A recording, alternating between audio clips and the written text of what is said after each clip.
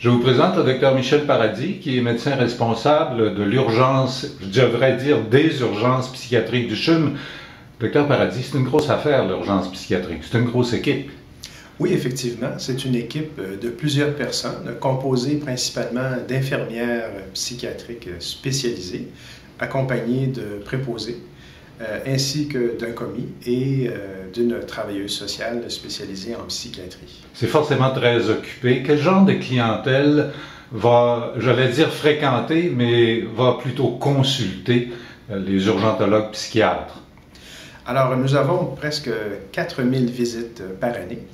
Nous sommes une équipe de deuxième ligne. Nous sommes donc consultants au médecin de l'urgence qui, lui, voit les gens en première ligne et qui décide, selon le cas, de nous faire une référence. Nous avons donc au premier chef tous les états de crise psychologique, principalement les dépressions avec idées suicidaires, aussi les problèmes de bipolarité, soit en phase aiguë d'excitation ou en phase de dépression, les problèmes de troubles anxieux, les problèmes de schizophrénie en rechute psychotique et les problèmes de troubles de personnalité qui vont parfois présenter des crises d'angoisse ou dépressives. Enfin, il y a aussi les problèmes de toxicomanie qui ont une composante psychiatrique comme la dépression ou l'anxiété.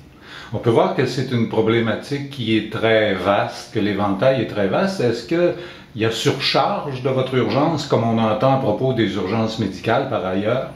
Parfois, ça peut survenir. Pour ce qui est de voir les nouveaux cas, il n'y a jamais eu aucun problème. À l'occasion, il y a des délais pour obtenir des lits à l'unité d'hospitalisation de psychiatrie. Donc, c'est plutôt lorsque l'on conserve des patients de longues périodes à l'urgence, parfois il y a des difficultés.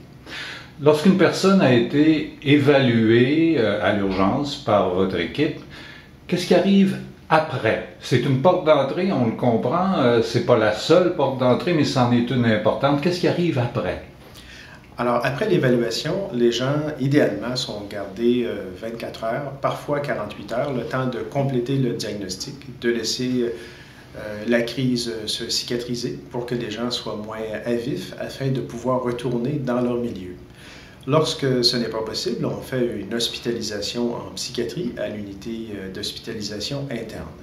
Nous avons aussi des contacts étroits avec Dollard Cormier, qui est un grand centre de désintoxication externe et interne, qui peut prendre plusieurs de nos patients qui ont des problèmes de toxicomanie ou d'alcoolisme. Pour les cas plus légers, nous pouvons référer les gens à des équipes de santé mentale en première ligne dans leur CLSC ou encore à nos équipes de santé mentale en deuxième ligne à la clinique externe de psychiatrie. Lorsque les patients nous quittent et qu'ils sont en attente d'un rendez-vous, nous offrons un service de relance pour s'assurer qu'ils aient une présence, un filet de sécurité lorsqu'ils sont entre deux services, entre l'urgence et un autre service de rendez-vous. Donc, ça veut dire qu'une personne qui a été évaluée, qui est en attente, par exemple, de rendez-vous de clinique externe, ne se retrouve pas, comme on dirait, une patte en l'air entre deux chaises à ne pas avoir de soins.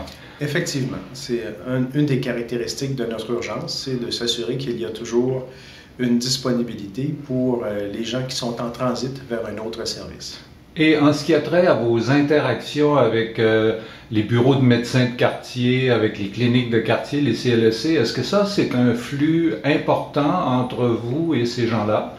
Alors, il arrive souvent que les médecins de quartier nous envoient des clients qui sont tout de même évalués par l'urgence générale et on rappelle les médecins de quartier au congé du patient. Pour ce qui est des équipes de première ligne en santé mentale, nous avons de nombreux échanges avec eux dans les deux sens. Ils nous appellent pour nous aviser d'une arrivée d'un nouveau client et on les contacte pour leur parler des clients qu'on leur envoie. Dr Paradis, en terminant, je dois vous dire que nous ne sommes pas peu fiers des services que vous et votre équipe rendez à la population et nous vous en remercions. Merci beaucoup.